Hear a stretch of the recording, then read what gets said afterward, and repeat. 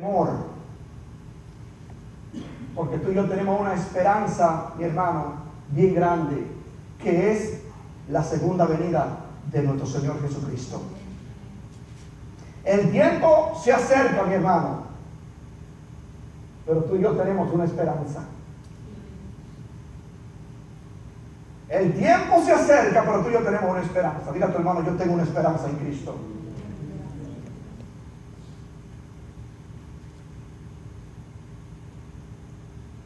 Dios ha preparado un lugar para nosotros, para cuando todo esto acontezca, mi hermano querido.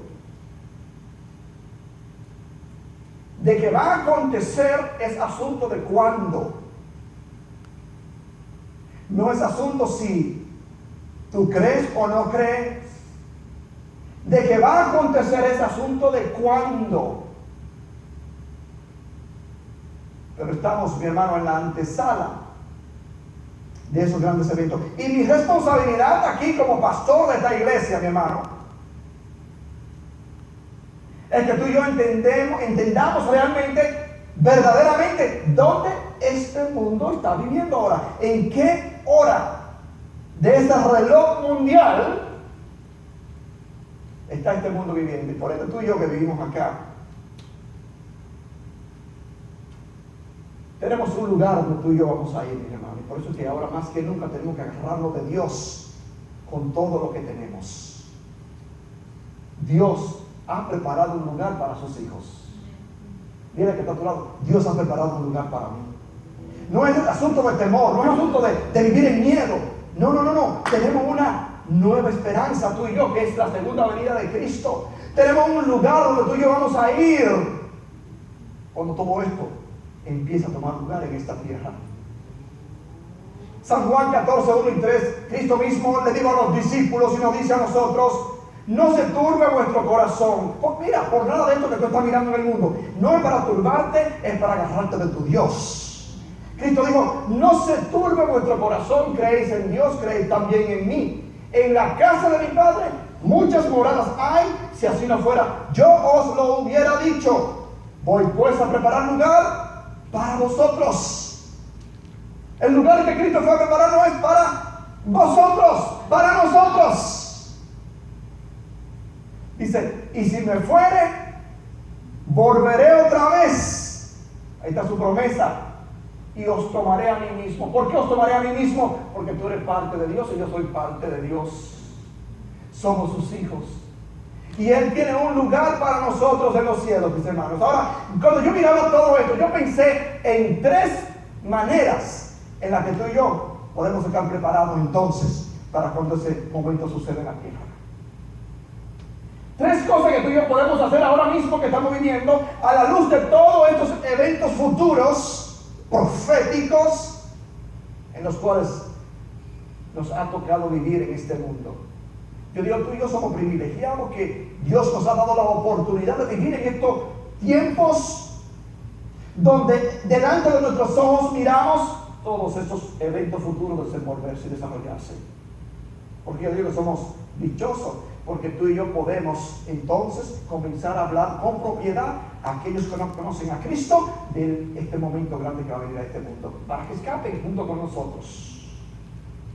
El asunto no es ya un asunto de cuento de fábula, no es un asunto de las iglesias. Aún los científicos están preocupados también por esto. Personas con supuestamente talento. Dice la sociedad que son bien inteligentes. Yo digo, más inteligente es el que tiene a Cristo en el corazón. Por eso dice el salmista, dice: el necio en su corazón no hay Dios. Y muchos de estos científicos, con toda la técnica que usan para descubrir y para profetizar eventos futuros como esto de los sismos, terremotos, todos esos instrumentos que ellos usan realmente, aparentemente lo pueden usar la gente inteligente. El único problema con ellos es que dejan a Dios afuera de todo eso y por ende se convierten en necios. El inteligente es el hijo de Dios y la hija de Dios, que está en la casa del Señor constantemente buscándole. Ese es el inteligente y la inteligente. Y yo te hablaba de 3 maneras en las que tú y yo podemos, mi hermano, estar preparados para cuando ese evento suceda. Recuerda, no es si va a suceder, es cuándo va a suceder. 3 formas, 3 cosas que tú y yo podemos hacer ahora. Número 1, entendiendo y mirando delante de nuestros ojos estos eventos proféticos futuros que están sucediendo, entendiendo que tú y yo tenemos una esperanza de que en cualquier momento podemos escuchar esa trompeta, porque a la final trompeta va a sonar, mi hermano. Los muertos en Cristo van a resucitar, luego nosotros que hayamos quedado vamos a ser arrebatados en los cielos, y dice la Escritura que estaremos con el Señor siempre. En 1 Tesalonicenses 4, 16 y 17 nos habla de este evento. Entendiendo todo esto y entendiendo que tenemos un lugar en los cielos donde vamos a ir, que Cristo ya nos ha preparado, yo digo, hay 3 maneras que tú y yo podemos ahora mismo vivir en este mundo, vivir en nuestra vida cristiana, que pueden prepararnos y quitar toda duda de nuestros corazones de que si yo voy a ir o no, de que si yo estoy en la lista o no. ¿Cuántos se han hecho una pregunta? ¿Estaré yo preparado? ¿Estaré yo en la lista? Si suena la trompeta para escapar de este mundo. Bueno, hay 3 cosas que yo noto acá, que te las voy a decir brevemente, de cómo podemos empezar a prepararnos. ¿Cuántos quisieran escucharla? Amén. Lo primero que yo miro es, debemos, número 1, empezar, mi hermano, a orar como si Cristo viniera mañana. Desarrollar una vida de oración en nosotros como si Cristo viniera mañana. 1 Tesalonicenses 5, 17 nos dice, orad sin cesar. Orad sin cesar. Cuando yo analizaba esto, miré que ese verso de 1 Tesalonicenses 5, 17 dice orar sin cesar, y cuando muchos hermanos miran y leen este verso, yo digo muchas veces lo que lo bloquea a ellos, porque dicen, esto es imposible, ¿quién puede orar sin cesar? Vamos a ir al texto original para ver lo que dice. Vamos a ir al texto en griego, a ver qué dice ese versículo bíblico. Orar sin cesar, mis hermanos, no es que comenzamos hoy a orar y estamos mañana todavía orando, y estamos en el mes que viene todavía orando, sin pararnos, sin comer, sin nada. Esto no es lo que implica este verso. Orar sin cesar, hermano, es permanecer en una ferviente actitud de comunión con Dios. Orar sin cesar es también orar en todo tiempo. En nuestra mente, en nuestros corazones. La palabra que se usa, para que tengamos una idea en griego de esta palabra y de este verso que dice orar sin cesar, especialmente la parte sin cesar, otra versión dice continuamente, viene de un vocablo griego, pronuncia adialectos, y realmente esa palabra orar sin cesar no quiere decir, mi hermano, no quiere decir orar sin parar. En el original griego, cuando hablamos orar sin cesar, no quiere decir orar sin parar. Implica una actitud continua de adoración, devoción y oración a Dios. Yo regularmente así vivo mi vida. Estoy manejando, estoy orando en mi mente. Estoy haciendo un trabajito y no me falta que haga una oración en mi mente. Muchas de las personas en las iglesias tienen la idea que orar única y exclusivamente es cuando vienen al templo, se arrodillan ahí. Pero orar sin cesar es caminar en tu vida cristiana en una continua devoción, actitud de oración, comunión con tu Dios, donde quiera que tú estés. Orar sin cesar. Oye bien, como te digo, mi hermano, no es orar sin parar en el original griego.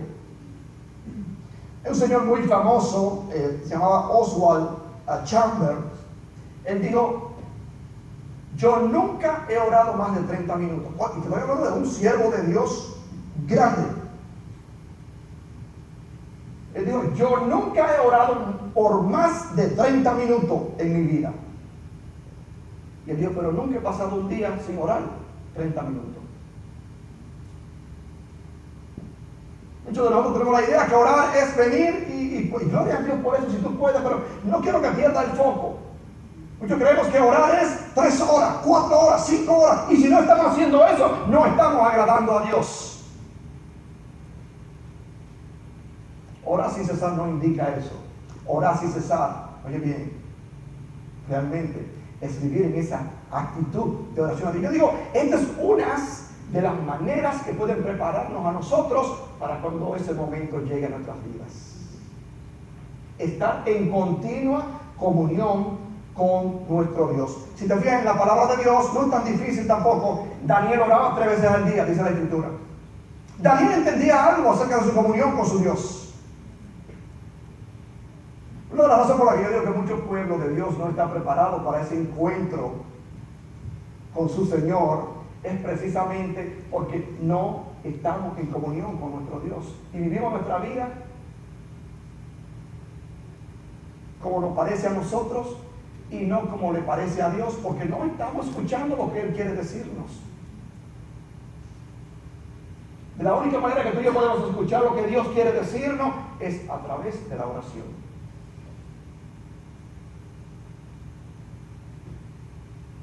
Daniel oraba 3 veces al día. Dice la Escritura que oraba en la mañana, oraba en la tarde y oraba en la noche. Y aún él oraba, déjame decirte, aún cuando había un decreto que era prohibido orar. Aún cuando había un decreto que era prohibido orar, mi hermano. Por supuesto, cuando hablamos de oración es un tema tan amplio, aparte de que es tan importante para mantenernos preparados para ese día, mi hermano. Y la pregunta que yo traigo es, ¿por qué debemos orar? Hay ciertas cosas que tú y yo debemos orar en medio de esta dinámica que estoy tratando de comunicarte en esta mañana. 3 cosas por las que debemos orar, mis hermanos. Número 1, mirando todo esto que está sucediendo en el mundo, debemos orar para que el Señor envíe obreros a su viña.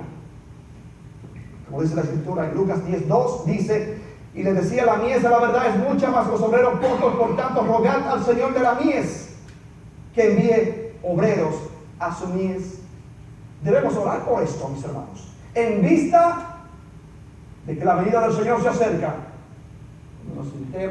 Cuando estemos en nuestra mente meditando en oración, orando sin cesar, entendiendo el contexto del griego, oremos para que el Señor envíe obreros a su viña. Usted mira cómo están las iglesias hoy.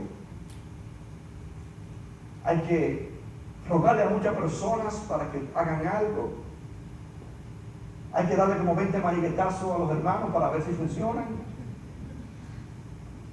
Yo creo que si uno está comprometido con la obra de Dios y si uno está esperando a su Señor y si uno quiere que los demás también se salven, yo digo, orar para que el Señor envíe obreros a su viña es una de las oraciones más tremendas que podemos hacer.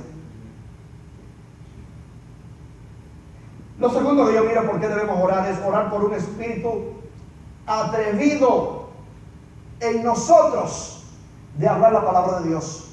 Hay mucha gente que son atrevidas, pero son atrevidas en otras cosas, no son atrevidas con las cosas de Dios. Y yo te animo a que hoy sea atrevido, aún hasta agresivo, para conquistar a los demás para Cristo. Estas son cosas que podemos pedir a Dios, dame un espíritu agresivo, dame un espíritu atrevido, que no me agüite cuando esté a punto de hablarle a alguien del Señor. En Hechos 4:29, esto fue lo que precisamente Dios le dio a los apóstoles. En Hechos 4:29 dice, y ahora cuando estaban en esa posición, los apóstoles oraron, y ahora, Señor, mira sus amenazas y concede a tus siervos que con todo denuedo hablen tu palabra. Esta es otra palabra para ser atrevido, denuedo. Es una palabra muy dominguera. Denuedo. Atrevido, agresivo en las cosas de Dios, mi hermano, porque el tiempo está cerca. Otra cosa que yo miré por la que debemos orar también es orar por la venida de nuestro Señor Jesucristo. ¿Cuántos de nosotros oramos para que el Señor venga? Debemos tener ese pensamiento siempre en nosotros. Mientras desarrollamos esa actitud de orar sin cesar, no orar sin parar, orar sin cesar, en actitud de comunión, orar, Señor, venga tu reino a nosotros. De hecho, es una de las oraciones que el Señor le indicó a sus discípulos cuando ellos aprendían a orar. Si te fijas, en Mateo 6:10 es donde está el ejemplo de la oración del Padre Nuestro. Una de estas frases de estos versos que habla allí, cuando el Señor les enseña a ellos a orar, en Mateo 6:10 dice: venga tu reino, hágase tu voluntad como en el cielo, así también en la tierra. Venga tu reino, Señor. También en Apocalipsis 22:20, y de hecho esta es una de las últimas frase de la palabra de Dios. En Apocalipsis 22:20 habla de la última oración bíblica. ¿Sabe cuál es? Apocalipsis 22:20. El que da testimonio de estas cosas dice: ciertamente vengo en breve. Amén. Sí, ven, Señor Jesús. Así termina el libro de Apocalipsis. Ciertamente vengo en breve. Amén. Sí, ven, Señor Jesús. Es decir que, mi hermano querido, es tiempo de que tú y yo consideremos esos puntos si queremos entrar en esa ciudad celestial que Dios tiene preparada para nosotros. Lucas 21:36 dice: velad pues en todo tiempo, orando que seáis tenidos por dignos de escapar de estas cosas que vendrán y de estar en pie delante del Hijo del Hombre. ¿Cuántos quisiéramos estar en pie delante del Hijo del Hombre? Que es Cristo Jesús, el Hijo del Hombre. Yo digo, entonces debemos, hermanos, desarrollar esa actitud de adoración, de oración en nosotros, si queremos prepararnos para ese encuentro con nuestro Dios. ¿No cree usted? Lo segundo, mis hermanos, es que debemos dar, oye bien, para la obra de Dios, como si Cristo viniera pronto. Invierte, mi hermano, en el reino de Dios, como si Cristo viniera pronto. Invierte en el reino de Dios como si Cristo viniera pronto. Son cosas que podemos estar haciendo ahora, que nos van a preparar para cuando ese evento suceda. No es un asunto de si va a suceder, es un asunto de cuándo va a suceder. Y la pregunta clave que yo quiero centrar en tu mente es si todos estamos preparados. Mientras hacemos esto, podemos prepararnos aún mejor. Debemos empezar a invertir en el reino de Dios. Pastor, ¿qué tiene que ver el dinero con la venida del Señor y con la preparación?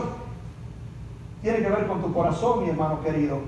Mientras más tú siembras en la casa de Dios, mientras más tú inviertas con tus finanzas en la casa de Dios, más gente puede escuchar el mensaje de Dios y salvarse.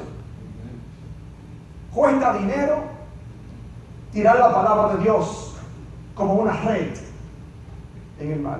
Esto cuesta dinero. Si no fuera por tus ofrendas y tu compromiso de servir a Dios y honrar a Dios con tu diezmo, aquí no hubiera luz, ni siquiera estuviéramos aquí. Aquí no fuera difícil escuchar lo que alguien dice, porque no tendríamos instrumento, micrófono. Todo esto cuesta dinero. ¿Me fijan? Y tenemos una gran promesa de nuestro Dios, mis hermanos, que nunca hemos visto justo desamparado, ni su simiente que mendigue pan. Son cosas que podemos hacer mientras esperamos a nuestro Señor, preparándonos de esta manera, invirtiendo en el reino de Dios. Segunda de Pedro 3, 9, 11 dice: el Señor no retarda su promesa, según algunos la tienen por tardanza, sino que es paciente para con todos nosotros, no queriendo que nadie se pierda, sino que todos procedan al arrepentimiento. Este es el sentir de Dios, y tú y yo podemos ser canales para que esto sea una realidad. Déjame decirte algo, mi hermano. La mitad del mundo hoy Oye bien, oye la importancia de esto. La mitad del mundo hoy son 3.5 billones de gente. Y viven en 3 países únicamente. La mitad de las personas que habitan en este mundo, no estoy hablando de Oklahoma City y de Estados Unidos, del mundo entero. 3.5 billones de personas viven única y exclusivamente en 3 países. Y son, yo digo, los 3 países más incrédulos y más confundidos del mundo. Esto es, mi hermano, en China, India e Indonesia. China, India e Indonesia. La mitad de la población mundial vive allí. Esta gente parece que nos enseñaron a mirar televisión. Se reproducen como los conejos. Alábalo, si puede. Cogieron literalmente el mandato de Dios, parece. Multiplicar y henchir la tierra. Lo único malo es, mi hermano, que no tienen a Dios allí. Son los lugares donde más religiones hay. ¿Por qué yo te hablo de esto, mi hermano? Porque son personas que necesitan ser alcanzadas por el mensaje del Señor. Porque son personas que a través de nosotros, tú y yo, podemos, tú y yo, ser canales para que ellos en algún momento escuchen el mensaje del Señor y se salven. Mientras el Señor viene. Y la verdad es que cuando yo te hablo de invertir en el reino de Dios, una de las cosas, es la segunda cosa que podemos hacer mientras el Señor viene, la verdad es que nadie puede llevarse lo que tiene, mis hermanos. Si supiéramos que el Señor viene mañana, si lo supiéramos, literalmente, aunque puede venir en cualquier momento, puede venir al final de este servicio, aún puede venir después de mi próxima palabra, porque todo está cumplido. Pero si supiéramos de ciencia contundente, sin duda, de que el Señor viniera mañana, ¿qué tú harías con los últimos $5 que tú tienes en tu bolsillo? Qué tremenda pregunta. Esa pregunta me sorprendió el Señor con ella esta semana. Si tú supieras que yo vengo mañana, ¿qué tú harías con los 10 o 20, 15, 30, $1,000, $2,000, $3,000 que tú tienes en tu bolsillo? Y me puso a pensar. Me puse a pensar verdaderamente. Hay un escritor muy famoso llamado Heidi Hosted. Él narra en su libro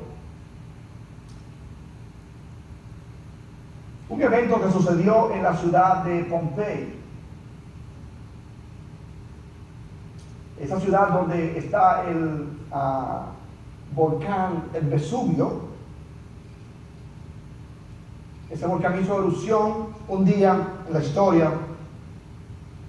Y pues estos arquitectos llegaron allí a la ciudad para reconstruir parte de esa ciudad que fue destruida por la lava del volcán.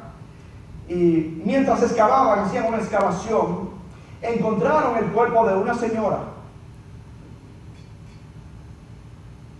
con sus brazos así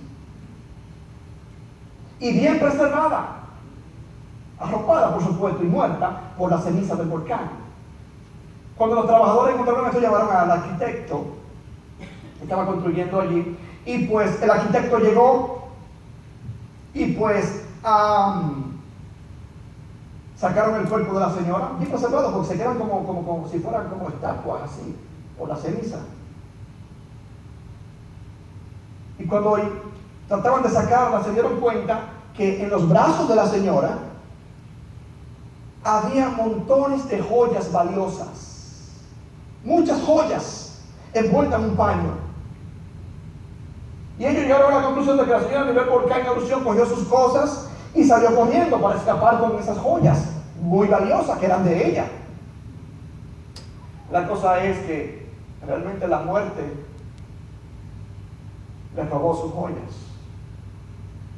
La muerte le robó sus joyas. Ella trató de escapar de la erupción de ese volcán. Todavía existe, se llama el volcán Vesubio.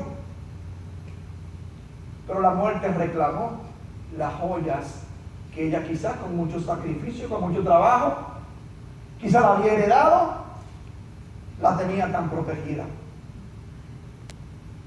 Yo vine a decirte hoy aquí, hermano querido, ¿qué estamos nosotros haciendo con los talentos que Dios nos ha dado? ¿Qué estamos nosotros haciendo hoy con los recursos financieros que Dios nos ha permitido tener en este mundo? ¿Qué estamos nosotros haciendo con ellos? Ninguno podemos llevarnos nada para donde vamos. Ninguno. Pastor, me hacen falta. Como yo siempre digo, hacen falta porque no invertimos en el reino de Dios como deberíamos. Pero verdaderamente, mi amigo querido y hermano, ¿qué estamos haciendo con los talentos hoy en este día de hoy?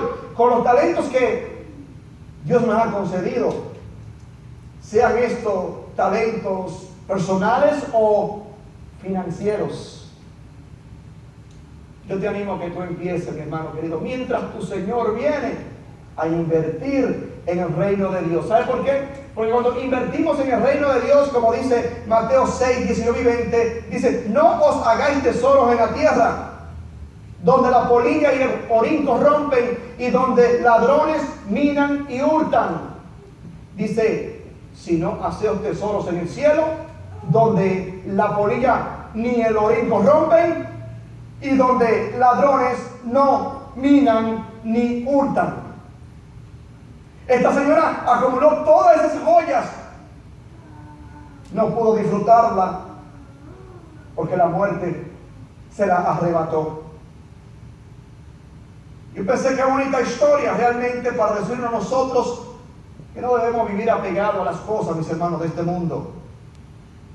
Debemos empezar a sembrar para el reino de Dios y pues mirar esto de la perspectiva que es, mis hermanos. La perspectiva que es, pastor, ¿qué quiere decir con esto? Bueno, tú y yo sabemos que ahora estamos aquí. Quizá el próximo minuto, quizá el próximo segundo, no sabemos qué va a pasar de aquí de esa puerta para allá.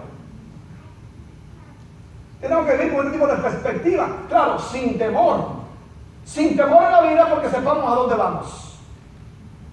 Pero no podemos apegarnos a las cosas de acá abajo, mis hermanos.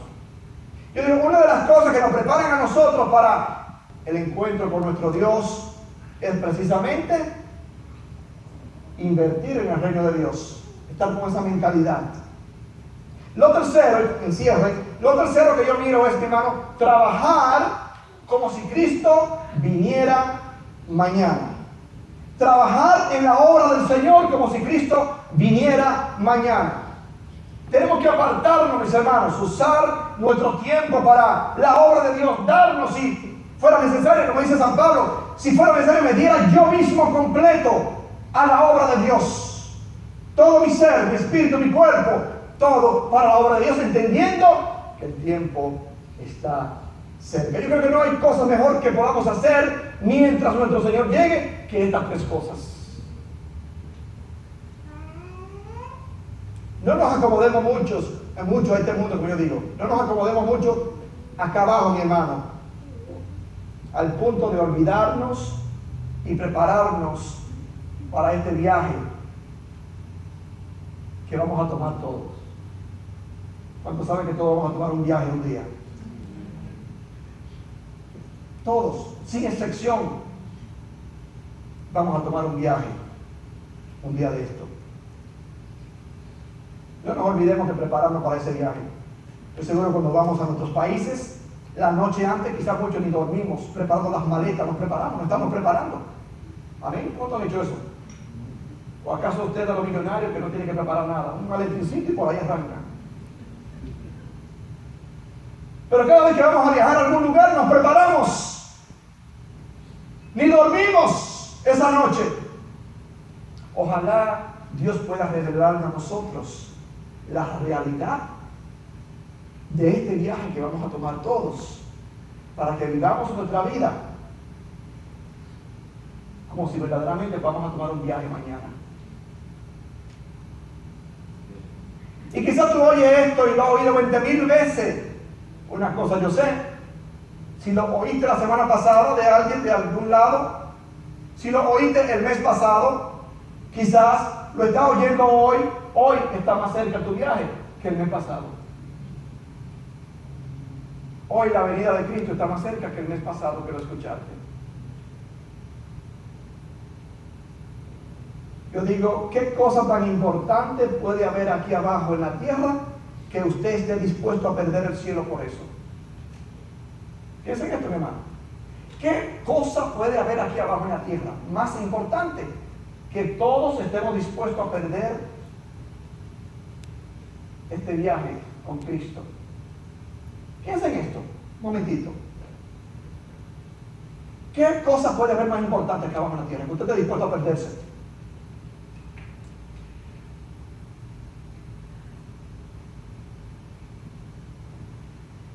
Mateo 16:26 dice, porque ¿qué aprovechará el hombre si ganare todo el mundo y perdiere su alma? De nada sirve, mis hermanos. De nada sirve. ¿O qué recompensa dará el hombre por su alma? Ninguna. Eso es un viaje en el que no podemos negociar. Marcos 8:36 también dice, porque ¿qué aprovechará el hombre si ganare todo el mundo y perdiere su alma? ¿Qué cosa es más importante acá abajo en este mundo que tú estés dispuesto, yo esté dispuesto a perder el cielo por eso? No hay nada que valga la pena realmente para que no estemos presentes en esas bodas del Cordero cuando suene la trompeta en el cielo. Porque si tú no lo sabías, tu nombre está en la lista. Muchos de nosotros quizás nos han invitado a bodas y han puesto nuestro nombre en la lista. Eso se acostumbra. La gente que se casa pues manda las invitaciones, quieren saber con las personas que cuentan y ponen tu nombre allí. Por H o por R, muchas personas muchas veces no pueden llegar. Se pierden las bodas. Y hoy yo digo, tú y yo que estamos acá, tenemos la invitación de parte de Dios para ir a esas bodas. ¿Qué cosa es más importante que tú y yo podamos perder? La asistencia a esa boda en este mundo. ¿Qué puede ser tan importante para que tú y yo digamos, no voy a ir? No hay nada, mi hermano. ¿Crees tú que aquellos alrededor tuyo verdaderamente creen que Cristo viene pronto? La iglesia se ha pasado más de 2000 años predicando esto, que Cristo viene pronto. La única diferencia que tú y yo tenemos ahora es, mis hermanos, que muchas de las profecías que la Biblia dice que iban a estar cercanas cuando Cristo viniera, muchas de las profecías tú y yo las estamos mirando hoy en el mundo. Es la única diferencia con relación a aquellas personas